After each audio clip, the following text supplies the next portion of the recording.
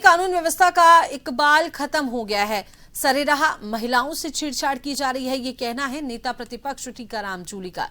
जयपुर में जन टीवी से खास बातचीत करते हुए नेता प्रतिपक्ष टीकाराम जूली ने कानून व्यवस्था, महिला आरक्षण सहित अन्य मुद्दों पर बेबाकी से अपना पक्ष रखा। पेश है एक रिपोर्ट।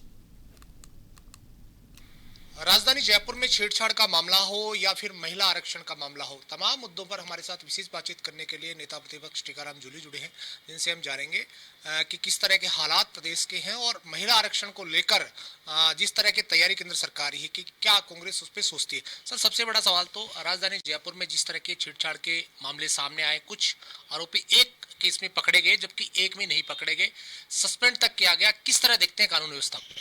कानून व्यवस्था चौपट है।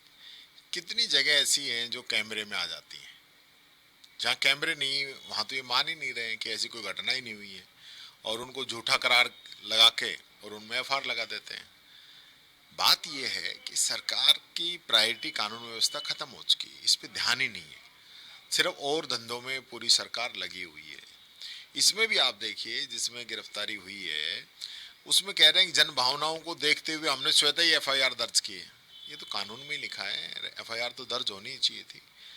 जन भावना पैदा हो और उसके बाद आप रिपोर्ट दर्ज करें। जन भावना तो बहुत घातक थी, लोगों की बहुत नाराजगी थी इस चीज को लेके कि इस प्रकार से तो सड़क पे चलना ही दूभर है। ये स्थिति जयपुर के अंदर हो गई है। विदेशी पर्यटक हमारे यहाँ आते हैं, उनके साथ छेड़छाड़ हो रही है। कोई पूछने वाला नहीं है, कोई देखने वाला नहीं, कोई मॉनिटरिंग नहीं है। बात ये नहीं है कि क्राइम होने के बाद उसको पकड़ना, बात ये क्राइम होने से पहले उसको रोकना।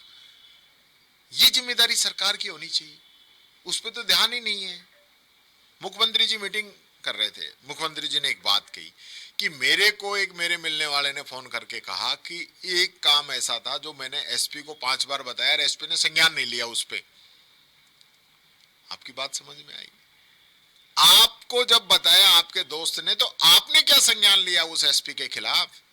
आप बताइए ना। आप ये चर्चा पुलिस की मीटिंग में कर रहे हो तो आप बताइए आपने क्या संज्ञान लिया? संज्ञान तो आपको लेना था कि एक एसपी ऐसा है जिसको 5 बार फोन करने के बाद में भी उसने कार्रवाई नहीं की, उस पर मैं कार्रवाई करता हूं। तो आपने खुद ही कार्रवाई नहीं की, तो ऐसे ही आपके नीचे वाले करेंगे। पूरे कुएं में भांग उड़ी हुई है। सब जो है टाइम निकाल रहे हैं, टाइम निकल जाए, कैसे भी करके टाइम निकल जाए, क्योंकि मॉनिटरिंग है नहीं। कोई गृह मंत्री ऐसा है नहीं जिसको अनुभव हो, पूरा उसके पास टाइम हो। अब मुख्यमंत्री जी नए हैं, अब मुख्यमंत्री की सीट बचाना भी एक बहुत बड़ी चुनौती है। उसको बचाएं या प्रदेश की जनता को बचाएं?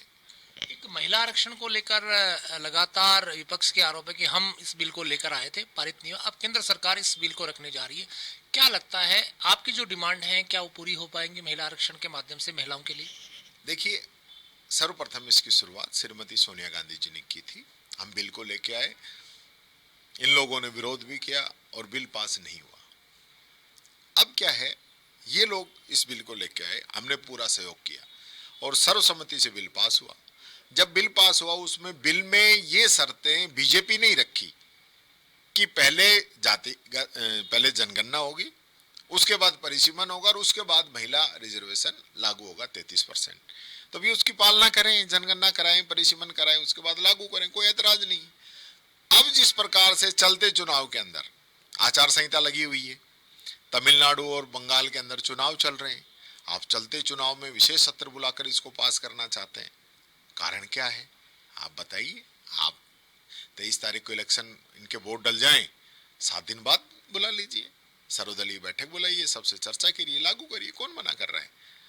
लेकिन जिस प्रकार से आप कर रहे हो ये तरीका गलत है। एक पंचायत और निकाय चुनाव अटक गए हैं प्रदेश में, तैयारी आपकी पूरी थी कांग्रेस के लिहाज से, लेकिन क्या सरकार ने टाल दिए या ओबीसी कमीशन की रिपोर्ट की वजह से ये टाले गए चुनाव? देखिए, ओबीसी कमीशन की रिपोर्ट को रुकवाया जा रहा है। जानबूझ के 2 साल तक तो कमीशन ही नहीं बनाया और बनाने के बाद में 6 महीने तक उसको डॉक्यूमेंट्स ही नहीं दिए और अब भी उन्होंने तो पूरी रिपोर्ट तैयार कर रखी, उससे रिपोर्ट नहीं ले रहे हैं, बार बार उसका कार्यकाल बढ़ा देते हैं। तो मनसा इनकी साफ नहीं है ना। सुप्रीम कोर्ट ने तो ये भी कह रखा है बिना ओबीसी की रिपोर्ट के भी आप चुनाव करा सकते हैं, तो वो भी नहीं कराते हैं। प्रदेश की जनता को गुमराह कर रहे हैं। जनता के बीच में जाने की हिम्मत नहीं है। पूरा ही जो है सिस्टम कोलैप्स करने में लगे हुए हैं। संविधान के अंदर लिखा हुआ है, उस संविधान को नहीं मान रहे लोग।